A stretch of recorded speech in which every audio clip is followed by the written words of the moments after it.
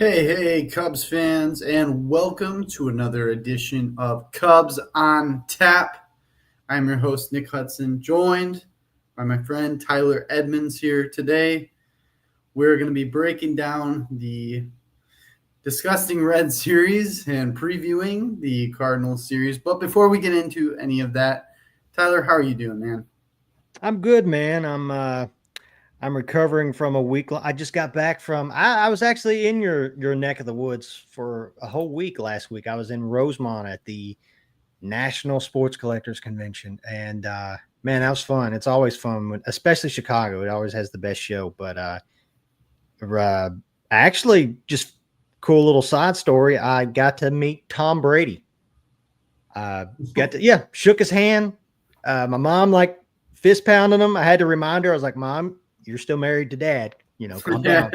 But yeah, that was a cool moment. I got a new. I got a new. If I can, there it is. I got a new piece to the man cave while I was there. But no, man, it was fun.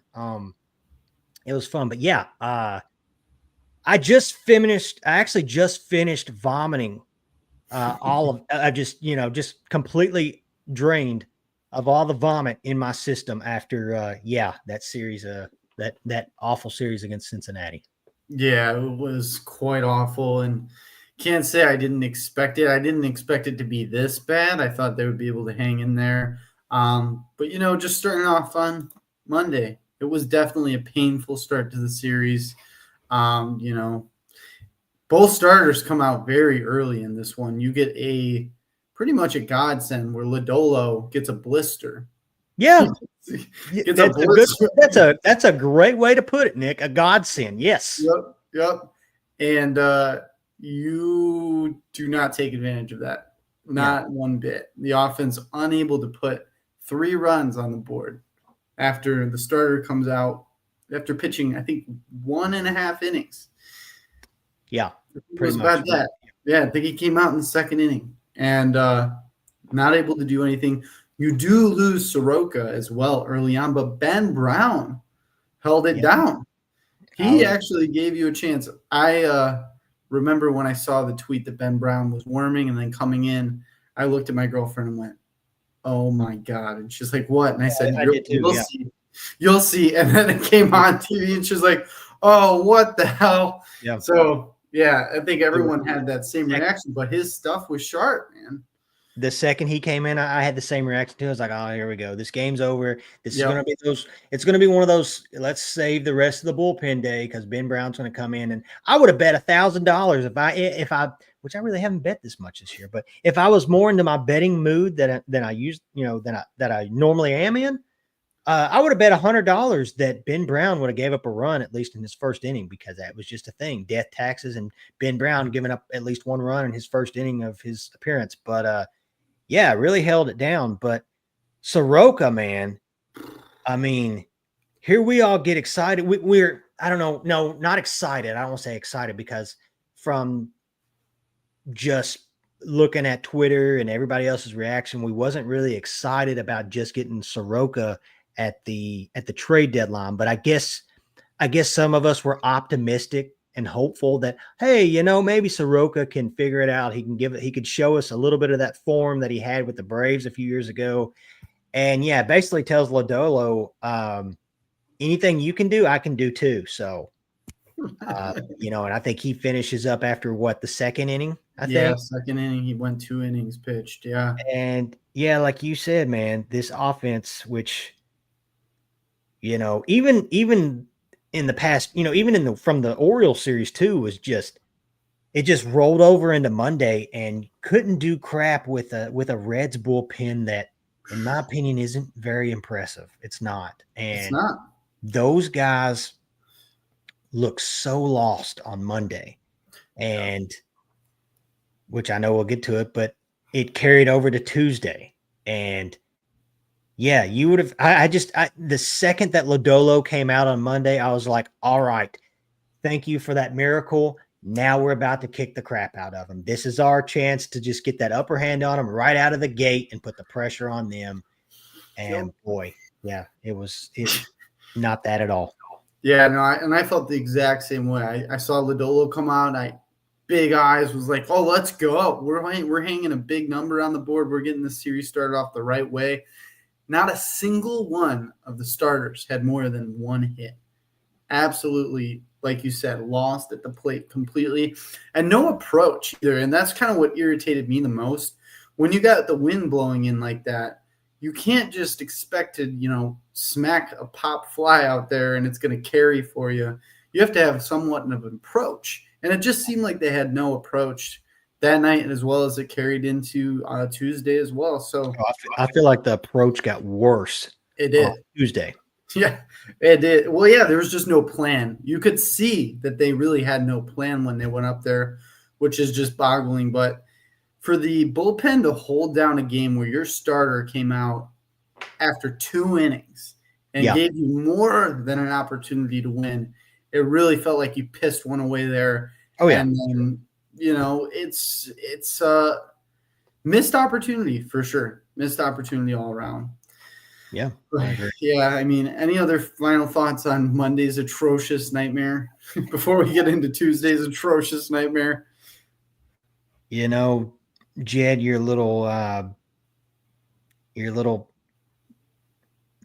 wanted to get your little surprise project piece at the trade deadline to try to turn it into something, and it fell flat in your face. And I'm sorry, but that's on you. That's on you, Jed. So yeah, other than that, Soroka, I hope you can get well soon. And maybe you make another appearance. I don't know, but yeah, just Monday was just a kick in the dick after a deadline that we all were just, I think, a little upset about. Yeah, and I'll agree. And I'll add that Jed with the bargain bin gambles is just, it's not going to work. And especially when you're in such a good spot where you could push the chips in and really make a run here. There were a lot of other guys we talked about off air that he could have gone after, and he just chose not to. And Soroka would have been fine if you had additional arms for starting pitching. I didn't hate the Soroka addition. No. It was just the fact that that's the only thing. Yeah. Plus the injury history there. I also, when I saw Soroka, was like, really? Like, I hope that they have a good report on him, and obviously they truly did not. So it's disappointing, but hopefully, as you said, Soroka can get better soon, because he looked really sharp right out of the gate. He did. Right out of the gate, he did, yeah. Yeah, so hopefully, he can get healthy. But turning the page on that one, heading into Tuesday's nightmare, I'm calling it the Kittredge meltdown, because it was honestly a really good game up until Kittredge took over.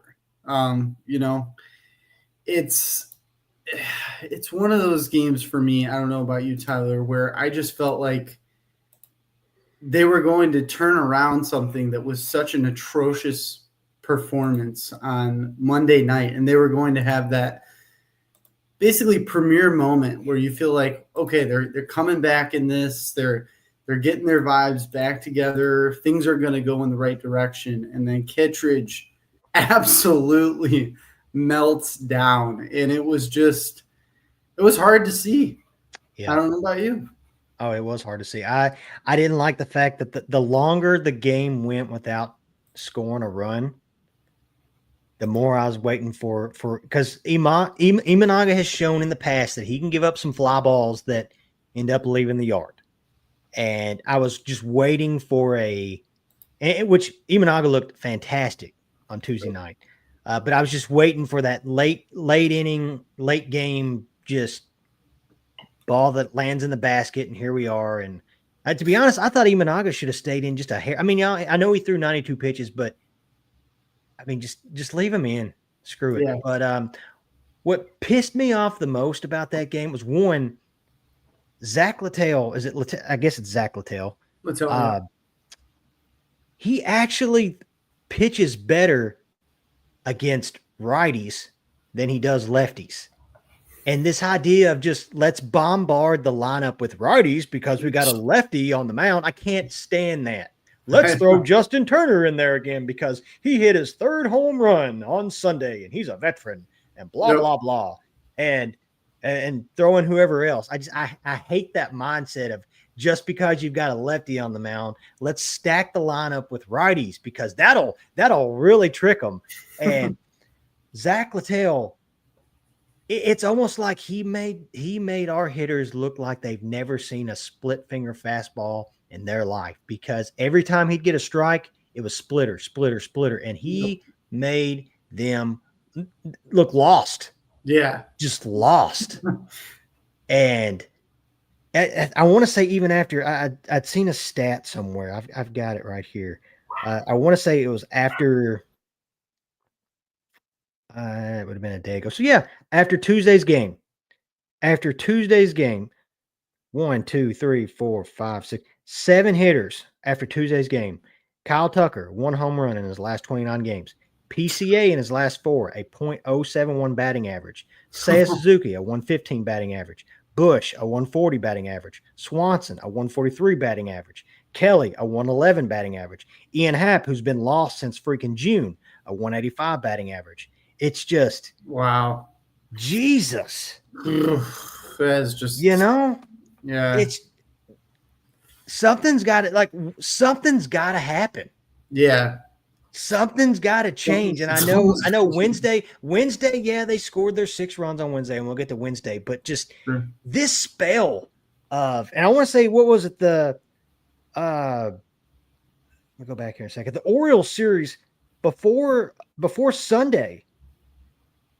I mean, I know they scored, which granted they scored 2 of the runs at the end on their walk-off, but Saturday, 3 runs. Friday, 1 run.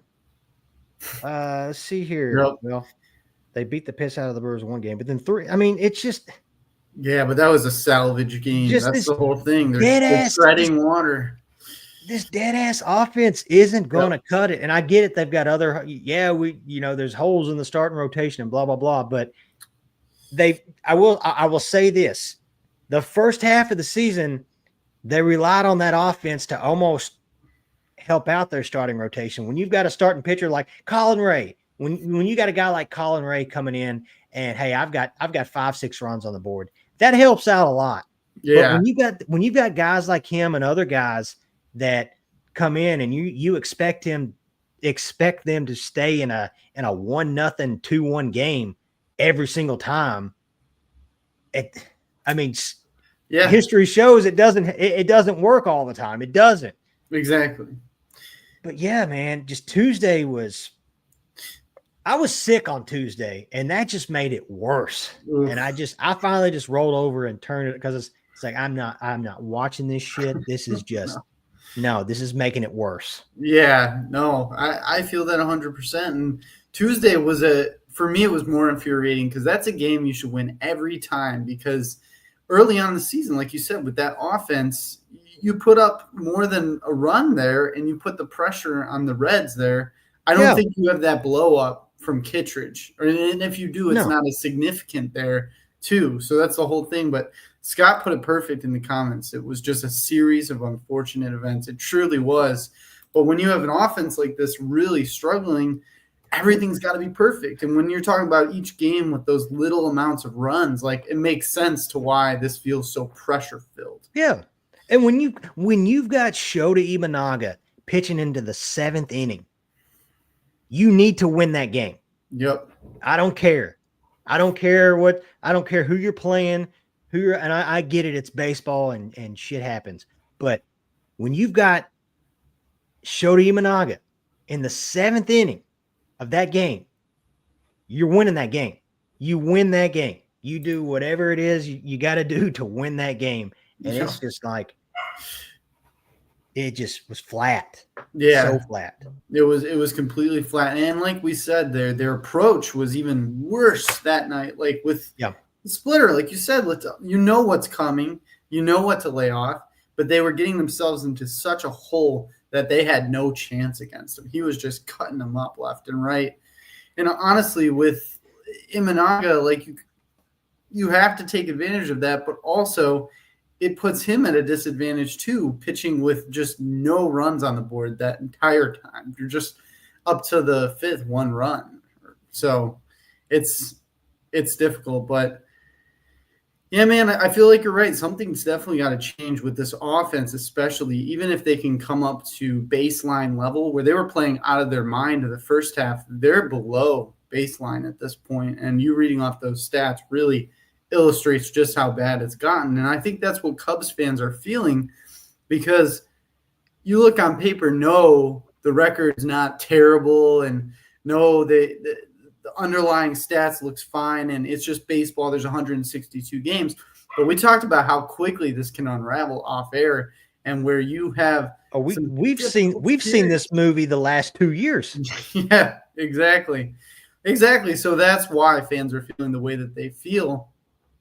But I mean, a little devil's advocate here, you do still have a good offense, and they were able to come back on Wednesday, another salvage game. Where in the Brewers series, they had the same issue where they had to salvage the series. And I feel like that's the whole thing is when they feel that pressure on them, they go out and they perform. They know they have to win the game. They blow them out. They look like the offense that we knew in the first half. I don't know what it's going to take for them just to be consistent again. But Wednesday was a lot better of a game. It was. And it started with Cade Horton, who pitched his ass off and arguably his best start of the season so far. Yeah, no. And from a young guy like that, he is very much flown under the radar of superstars because he has been dynamite. He made history with scoreless innings. I think it was 23 and a half innings or something like that. He's gone scoreless, maybe 22. But he has the record now for Cubs rookie of scoreless innings. That's something new. Yeah, I'll be honest, that's new to me. That's impressive. He's flown under the radar this year. He has. He's a guy that earlier this year we talked about. Whenever who was it? Whenever Jameson came back or whenever somebody was coming. Maybe it was when Shota was hurt and then he was making. Yeah, Shota was hurt. Mm-hmm. And we were talking about all the guys and who's going to be the odd man out. And we all were saying, well, Cade Horton has earned his spot in the rotation. And he's proved that he deserves to stay. He's proved so far that, God forbid, we pull something out of our ass and we make the playoffs and, you have a 5-game series with whoever. He's earned a rotation spot. He has. But yeah, I mean, the only thing, and I talked to you about it pre-show, was I wish he would have stayed in a little bit longer because at 67 pitches, and I get it. This is the most he's ever thrown in a season and all that kind of stuff. But man, just take the training wheels off just a little bit. I know, you got to save his bullets for October and blah, blah, blah. You got to get to October. And I know it ended up being a 6-1 game, but at the time, I want to say it was 1-0. It was 1-0 when he came out. And I'm going to be honest. I wasn't that confident after he came out because we just saw Kiltridge the day before. We just saw what happened with that. Yep. And which I get it. Chances are you're not going to do the same exact thing you did the day before. But I wasn't that confident after Cade Horton came out of the game. I was like, oh, shit, here we are, 1-0. We've seen this the last 2 nights. Yep. This is what's going to happen. And that's the only reason why I was like, you know what? Come on. Take the training wheels off just a little bit. Let him go. Let him finish that inning. Just let him finish the inning. Give him that little bit of confidence, that little bit of just FU in him. Let him get that. And some people may disagree with it. Whatever. It's just, I don't know. I think you get to a point where you don't want to it's almost like you coddle them a little bit. Sure. Pitchers get coddled a little bit more than they used to. And I just, come on, just let him finish. Let him finish that inning. Oh yeah. 100%. Well, that's the whole thing. I do think pitchers get coddled a lot more just because the day and age, the era of baseball that we're in. But to your point, I mean, I wasn't very comfortable seeing Pomeranz come in that game. I would have been much more comfortable with Cade with the ball in his hand. But I mean, obviously it worked out. And talk about opposite ends of the spectrum. Kittredge, man, holy shit. He goes and has just a horrible outing the night before. Comes back next day and throws an immaculate inning. Like I would two like sides to of the know. spectrum. I would like to know out of all the pitchers that have thrown an immaculate inning, whether it's relief appearance or just a starting out, a start, whatever.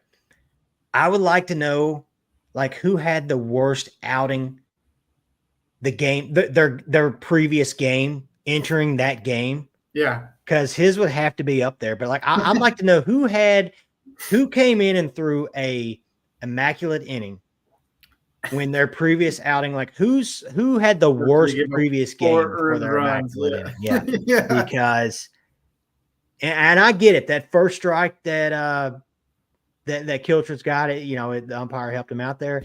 But which, by the way, speaking of umpire,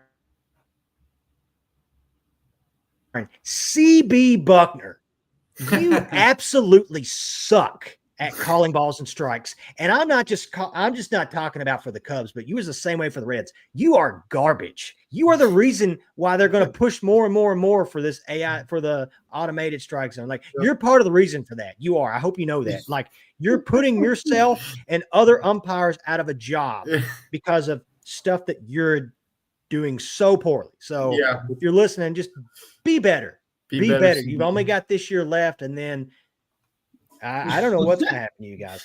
But We yeah, knew that I was would gonna have be I bad. would have never expected Kiltridge to do that. Yeah. And wow, pretty impressive. I agree. Yeah, no, CB Buckner, when I heard his name, I was like, well, here we go. Because we all know how that was going to go with CB Buckner. He's just gotten worse, I feel like, throughout the years. I feel like he's the new Angel Hernandez. Yeah, he's close to it. Yeah, that's for sure. He's got the chip just like Angel, too. Just giving a little love to the comment section here. Scott says, oh, I meant this one. Pause the spin. At least we're not the Yankees. That is true. At least, like at least we can field a ground ball right now. And I mean, we don't do a horrible job of just playing, just doing the routine stuff. So at least there's that. That's a positive.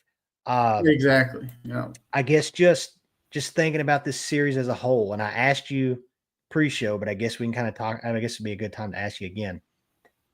At which I've had a day to think about it.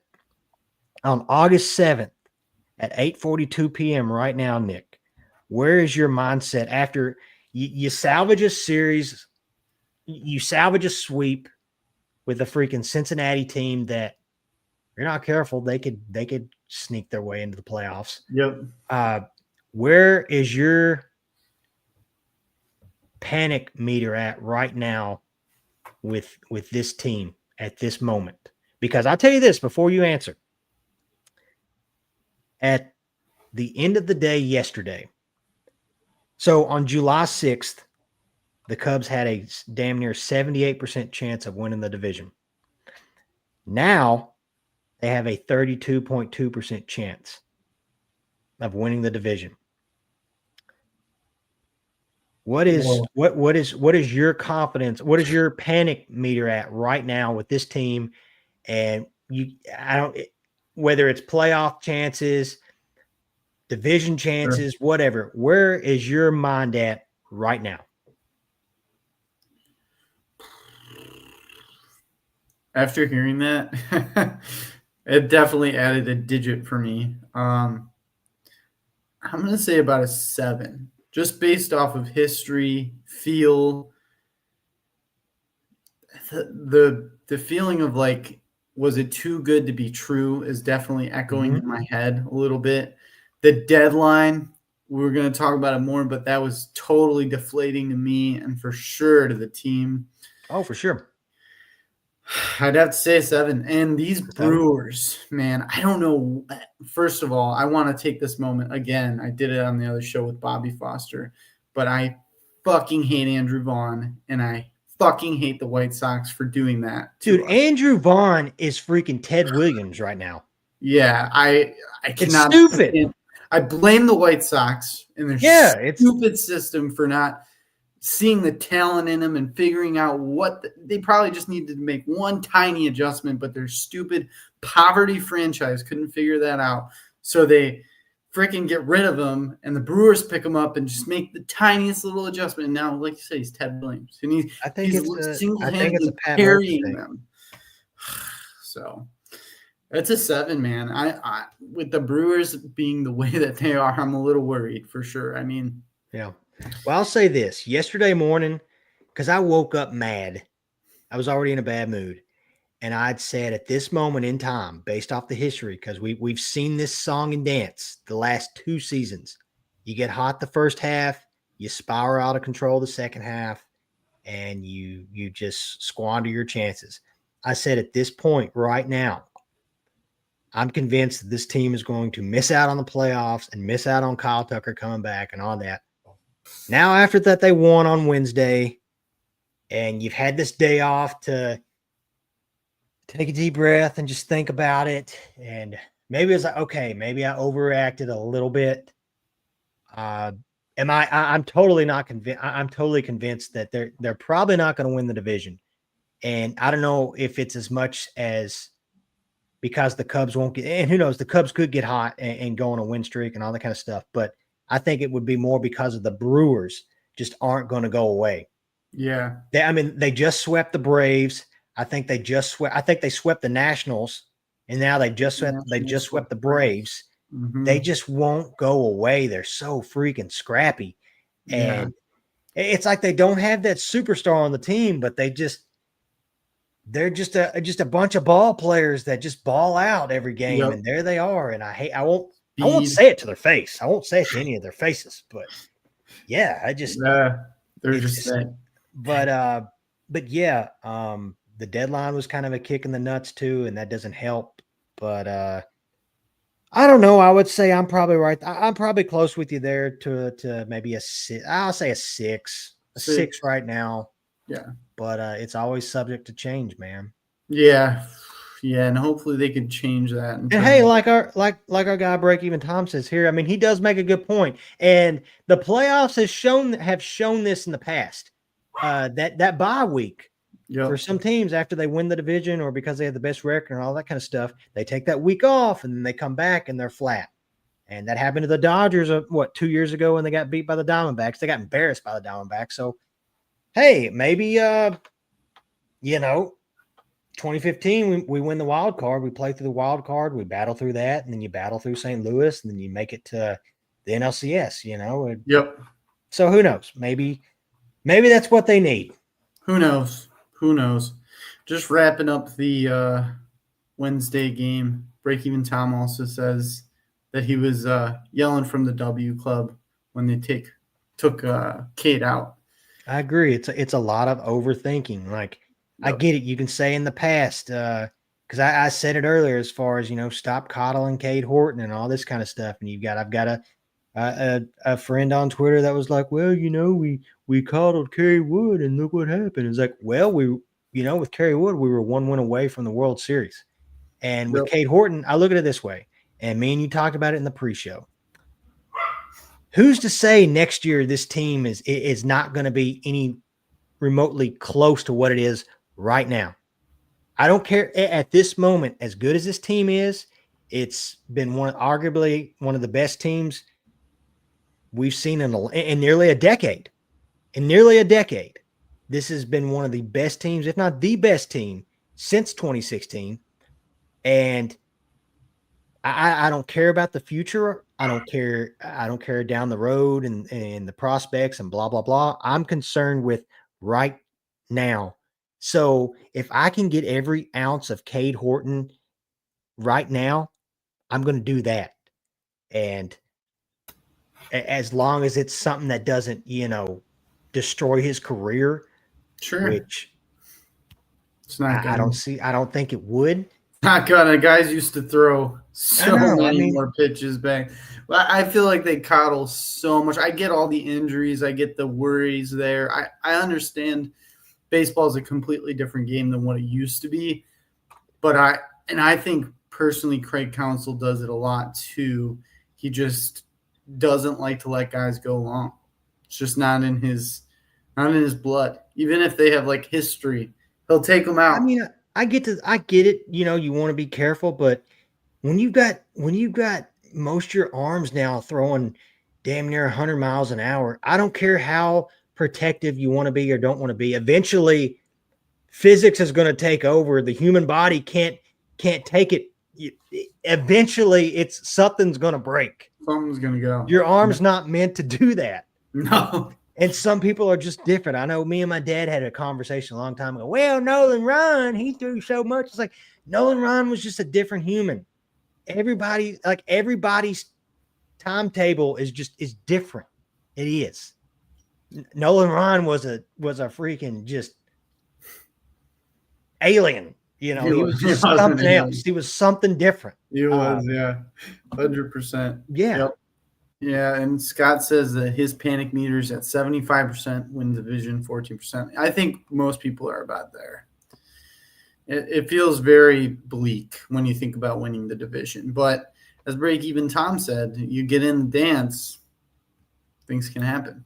Yeah. And then you don't have the bye to deal with too. One guy, if there's one guy, I'll say this, if there's one guy in this Cubs lineup that needs to pick it up more than anybody, it's Kyle Tucker. Kyle Tucker in the first, he was because we were saying it all in the first half of the season, was Kyle Tucker makes everybody else in this lineup better. When Kyle Tucker is going, everybody else follows. Yep. Because if he's smacking the ball around, then it's like, oh crap, maybe we pitch around him to get to this guy or that guy or whatever. And since the All-Star break, 16 games since the All-Star break, 1 home run, a 212 batting average, a 696 OPS. Yeah. And just 2 doubles. I think that hand is still bothering him. That's what. So I have a buddy, my buddy Steve. We were talking the same thing about he thought maybe he's still hurt. No. Our guy Break Even Tom saying the same thing as far as I don't know. I mean, something. And if that's the case, then bench him for a minute. Or hey, you know what? If Owen Casey's supposed to be all that in a bag of chips, bring him up. Call him up right now. Yeah, you need to call him up right now. If you're not going to trade him, for the arms that we're wanting, exactly. Then stop. Oh, don't take my prospects. Then okay, then take your prospects and call them up. Yep. If they're that good. Because what's going to happen then is Kyle. Let's say Kyle Tucker leaves next year, then it's we have Owen Casey this year, and so next year is kind of going to be like that mulligan year. Oh, we got to figure it out. Kind of like with Matt Shaw right now. It's like we don't really have high expectations for Matt Shaw, which even though he's turned it around in the second half for sure, but that's how it's going to be, and it's almost going to feel like a step backwards next year. So if Owen Casey if he's supposed to be this guy, call him up right now. Give Kyle Tucker a rest day or something. Hell, give Ian Happ a rest day. He's needed one apparently since freaking June. Yep. Set him down for a minute.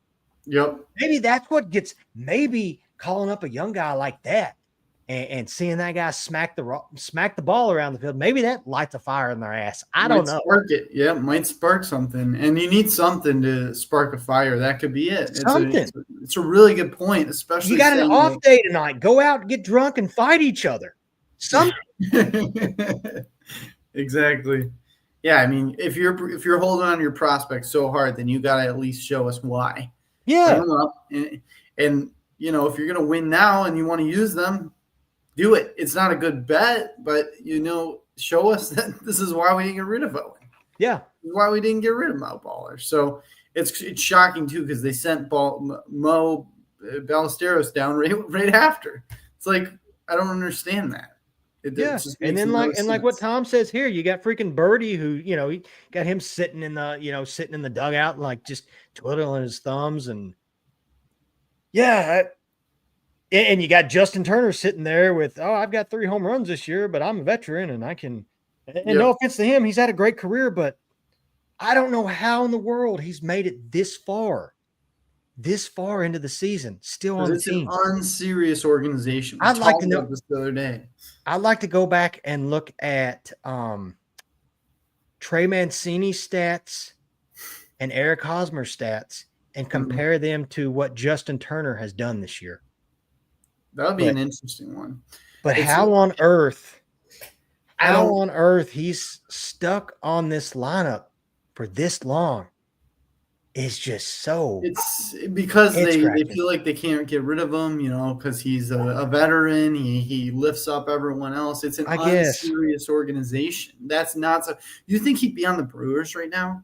You think he'd be on the active roster? He Oh would. hell, well, I will say this: if he was on the Brewers right now, he'd probably have like 20 home runs, batting near 300, and all that stuff. He would. That's just Probably. because he's on Yeah, the Brewers. But he's on the Brewers. anybody else, probably not.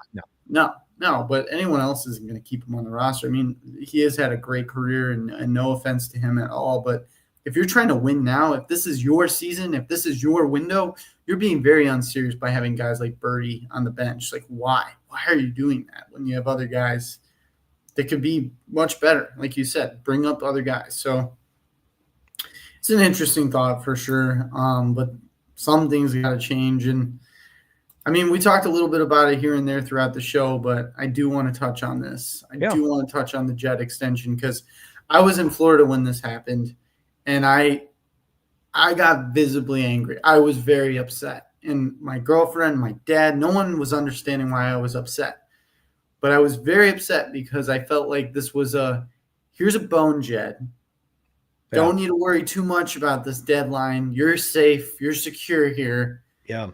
You can make those safe bets that you love to make. You can make those cute little moves that you love to do.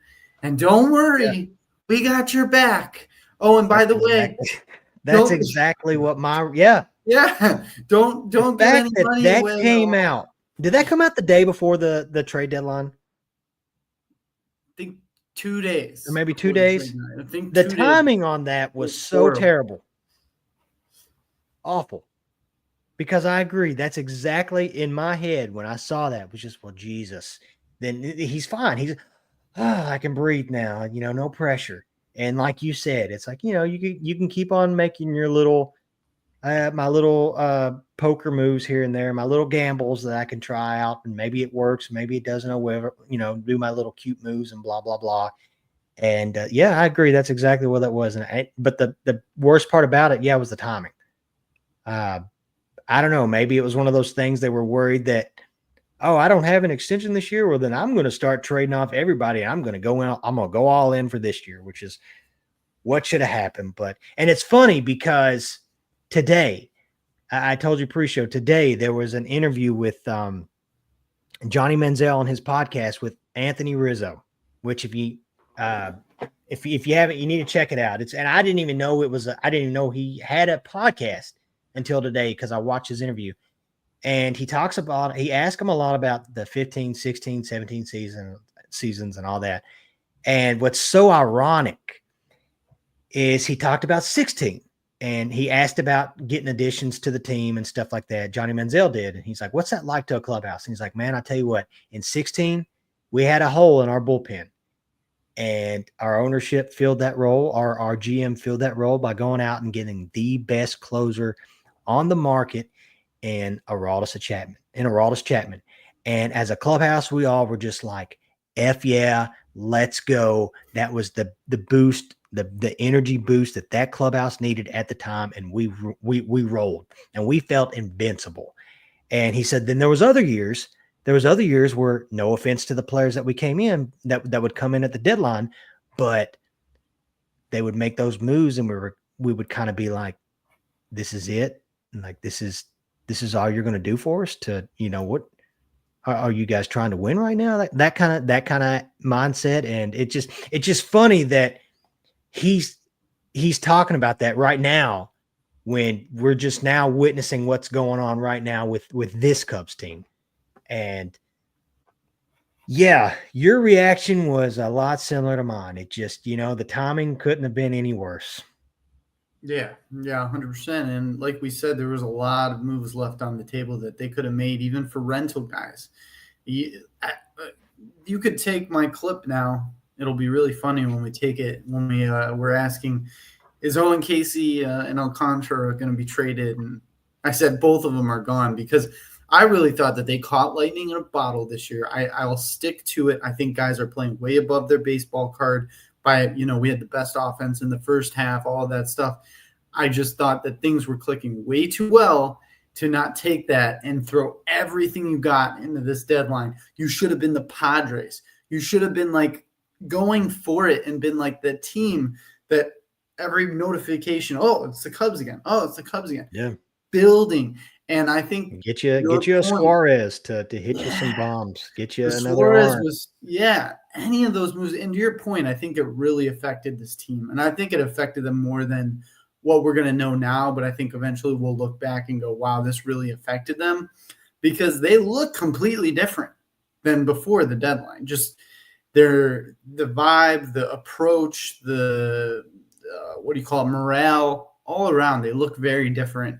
And I mean, go out there and prove me wrong. I'd be happy for that to happen. But I think it was just a kick in the balls when that deadline happened. I really do. It really was. And kind of to relay on that, and to even what even Tom says here too. It's like, well, we don't make the additions that we should have made. Fine. Then you know what? Call up some of these guys and just let them play. And let's just see.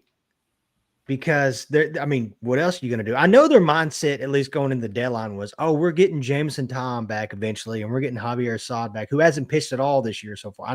I think he just started his rehab. But and I think that in their headspace, that was kind of like, well, that's going to be our additions. And I get it. It'll be nice to get those arms in the rotation whenever that is, but come on. Yep. And it's like,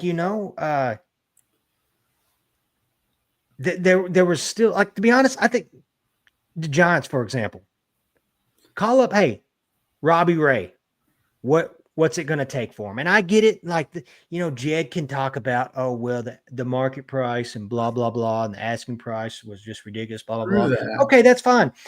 If your owner is going to expect us to overpay for beer, food, fan merchandise, all that kind of crap, then why don't you overpay just a little bit to show that you're willing to do what it takes to win a championship right now? If you expect us to overpay for all the crap that you guys offer, and we all do. I do it all the time when I go to a game. But if you expect all of us to overpay on all your stuff, then we would really appreciate it if at least one time you overpay for something. You overpay for an arm. I don't care if it cost you an Owen Casey. I don't care if it cost you an Alcantara or whoever. If you wanted to get an arm like Robbie Ray or Mackenzie Gore or whoever, you can say, oh, well, the asking price was too high. Okay, you charge out the ass every year on tickets. You charge out the ass every year on your beer prices go up every year. Your peanuts, your hot dogs, your hamburger, all of it all. Like, it all is overpriced to begin with.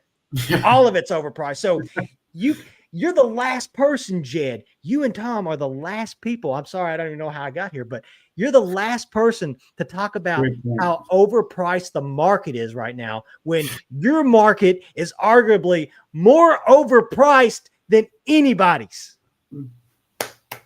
That was beautiful. that was beautiful. I agree 100%. I can't even add anything else because that was perfectly summed up. I mean, that was awesome. Yeah, you're right. They do this, and it even boggles my mind because I'm sorry, real quick, I've got to give some credit to our guy Steve, because that was part of our rant yesterday at the gym. I'll be honest, when this team's losing, that's the best time. If you're a gym goer, go to the gym then, because or just do whatever it is that you do it then, because at least you get it all out. And here we were just going back and forth about this kind of stuff. And yeah, it's just, man, it's stuff like that just makes you want to go to CubsCon next year, with just to be the first person in line to put him on the spotlight and blah, blah. Yeah. Blah. Yeah. And Hank says, Hoyer's a poker player that keeps getting high pockets pairs and just checks. And all he does is knock on the table. That's all he does. Yeah. And that's not something you want. You want a guy I would be happy if he would have made a really drastic move where you're like, he gave up a lot and then it doesn't end up working. I would be happier. I don't like the waiting and staying pat. It's just not, I don't like that at all. I don't either. You're like It, this. if you see a hole like this, we arguably, we all, the elephant in the room was this team needed an arm. And the fact that when I get it, a lot of teams wanted to wait, teams that had those options, had those pieces they could sell to everybody. Oh, sure, I'm going to wait till the final day so people are going to start throwing crap at me. But I don't know. I just feel like something could have happened sooner. Yeah, maybe you would have had to overpay a little bit. But again, I don't think that's the worst thing in the world, especially if you just show the fans that you are legitimately trying to win a World Series. Like 2016. Yeah, people got upset because they gave away Gleyber Torres, was it their number one prospect at the time? Number one, number two? It was number one. Yeah, and everybody was going nuts. But guess what? You got a World Series out of it. And to be honest, even had they not won the World, had the fact they made it to the World Series, the fact that they showed, hey, we got a hole. We're going to get the best possible option for that. And then there we go. I would not. It would suck. It would suck if it fell in our face and we didn't win the big one in the end. But I don't think I would feel as bad that I would, at the end of that year if we didn't do anything. We didn't do anything. You know what I mean? Yep. 100%. Break even. I mean, look at the Padres. Look at the Padres. The Padres are barely in a playoff spot right now, and their owner gave away, I can't remember how many of their top 100 prospects, and the Cubs have better odds to make let me just look real quick. I know they are, so they're 2 games back from the Dodgers, and in the wild card, I believe they're 1 game behind us. They're 1 game up on the Mets, and then you got the Reds 3.5. So they're right there in it, but still, their owner's just like, screw it. I don't give a crap. We're going to be competing against Ohtani for the next, 8 years left or whatever on his contract. We're going to be competing against him. Screw it. I'm going to trade away the farm and just get guys and hope that this. And I love that. That's awesome. I love that too. Yeah. And something that we're not used to. We don't, I don't think we can ever expect that out of Jed. If this was going to be the deadline to do it, he didn't do it. Yeah. It's shocking. So I don't know where you go from here, but where the Cubs are going to go from here is to boring old St. Louis. You got a series with the Dirty Redbirds and hopefully a get-right series for them. They're going to start off tomorrow night, 7:15 p.m. Central Time. Matt Boyd's going to be on the mound. You got your guy. He's been your guy. Going against Michael McGreevy. That's going to be rocking a 5+ ERA. Yeah, you got to take advantage of this series as a whole and these starters because you're not seeing the top of the line guys. That's for sure. Saturday, 6:15 start. You got Colin Ray on the mound. Got to get some runs there, and then you're going against Andre Palenti. And then you're going to finish it off on Sunday. I believe it's Imanaga, right? Imanaga and Sonny Gray, yeah. Yep. So you got 3 games to turn around the Cubs fans' minds, put our panic meters down. What do the Cubs need to do, Tyler, in order to win this series? So anytime you're going into a series and you're going to have Imanaga, when you have Imanaga and Matt Boyd pitching in the same series, you're like, okay, we can win those games. You know what you're going to get with Boyd. You know what you're going to get with Imanaga. But with that being said, this offense has to wake the F up. Has to. You relied on it all in the first half. And it has gone completely, clueless this second half so far. It has to wake up. It has to. And I told you pre-show, you know what I think needs to happen? There needs to be a fire me up moment for this team, because this team, it feels like, has just lost its fire, period. And honestly, what better series to play right now than the St. Louis Cardinals?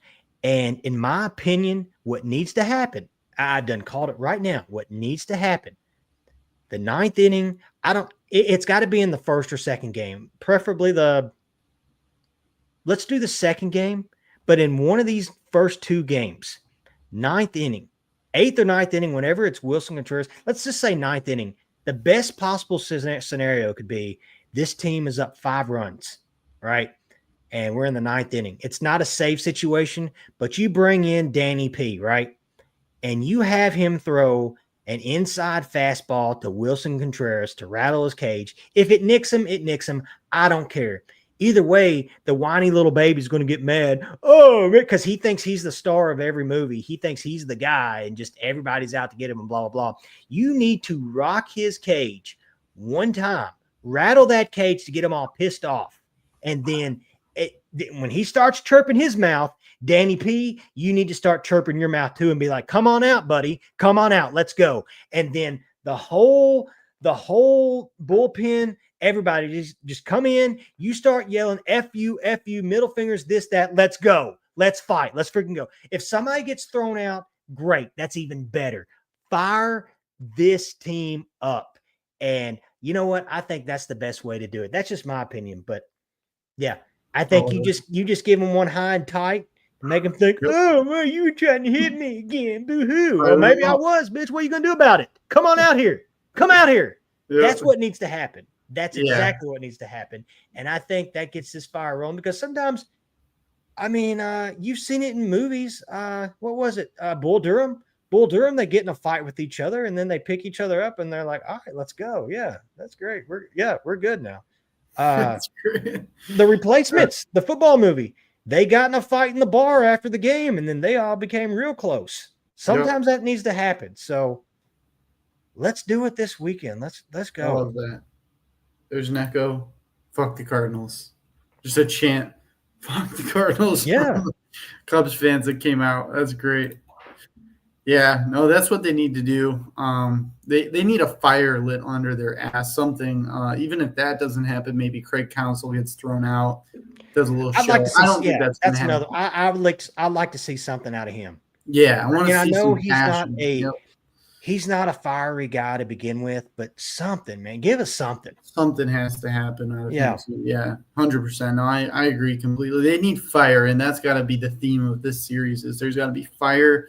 And it's got to launch you into this next couple, series that you're going to have, because you're going into the teeth of a 5-game series, home series against Milwaukee. And that is going to be make or break. Not to go like way too far, but yeah.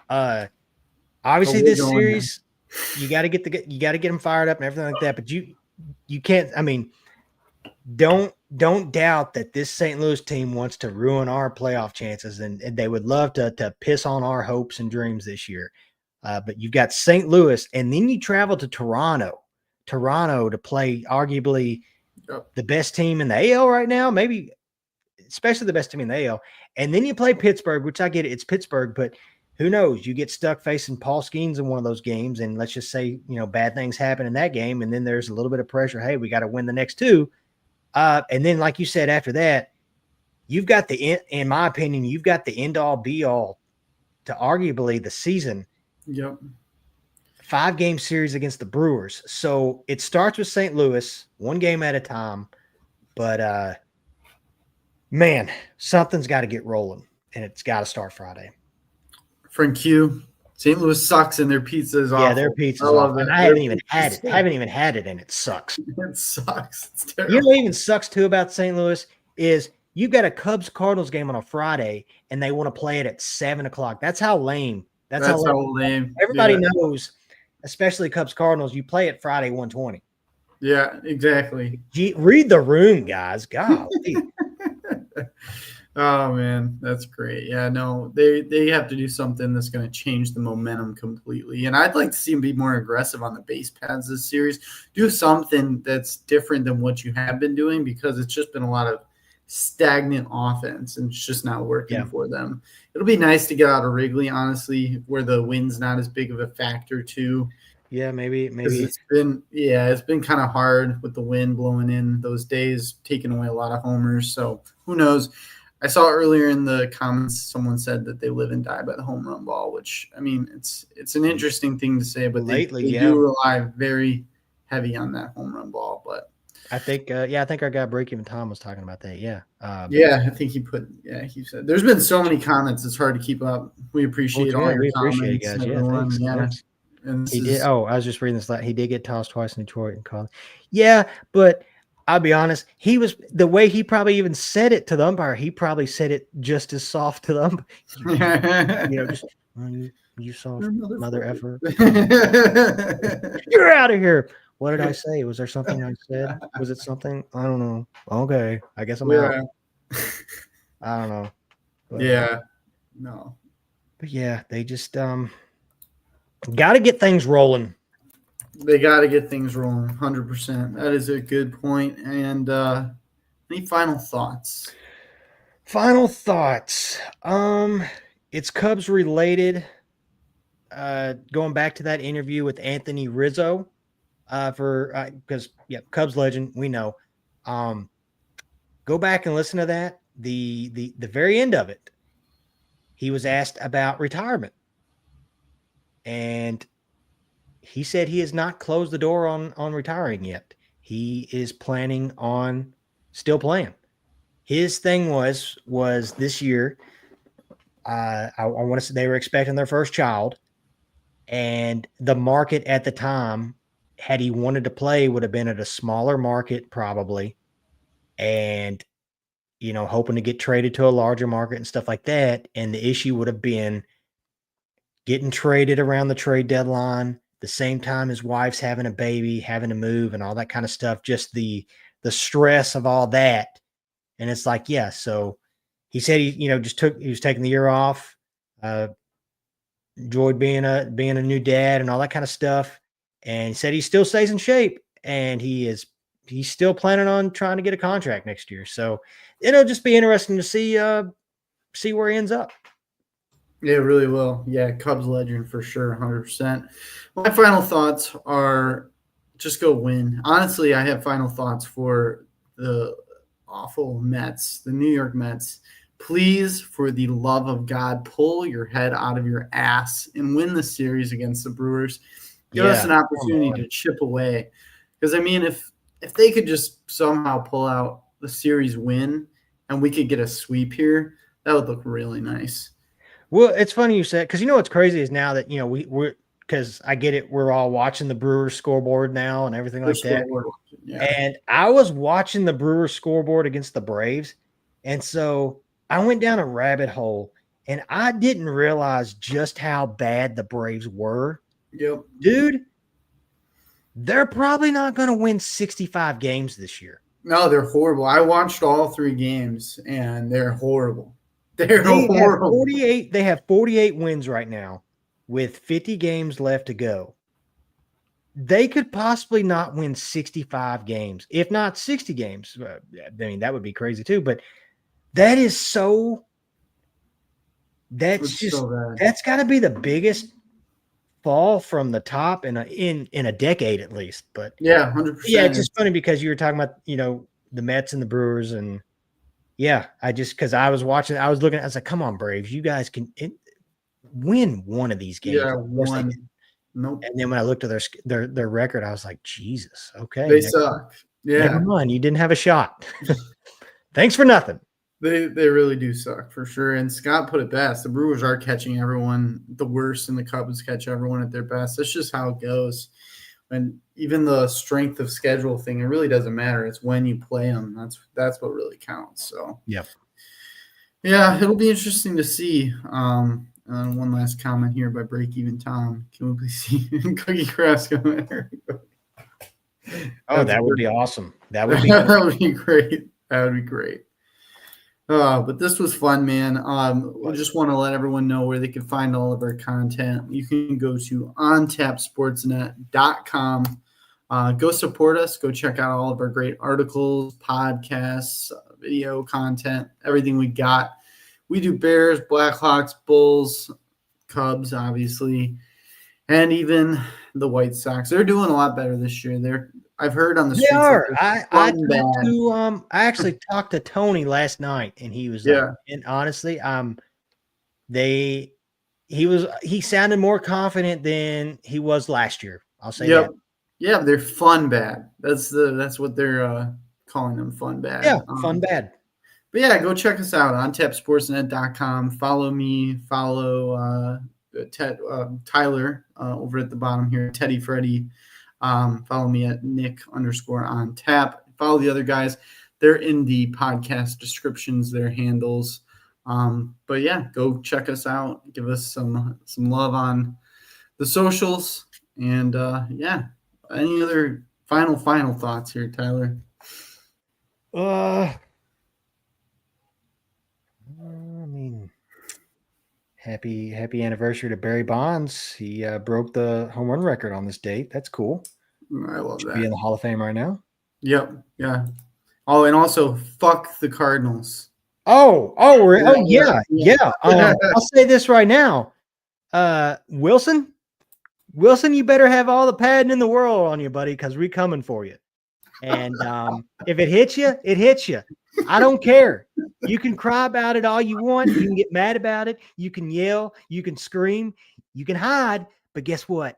It's happening. It's going to happen. So get the tissues ready. Get ready for it. Get the excuses ready. I don't care. Don't care. We are coming for you. And later we're going to be like, hey, you remember that time that we hit Wilson in the, we threw at Wilson and it fired everybody up? You're going to be the reason for that. So thanks ahead. And it's just another reason why like you said, Nick, F the Cardinals. Yep. F the Cardinals. F the Cardinals, and let's go Cubbies.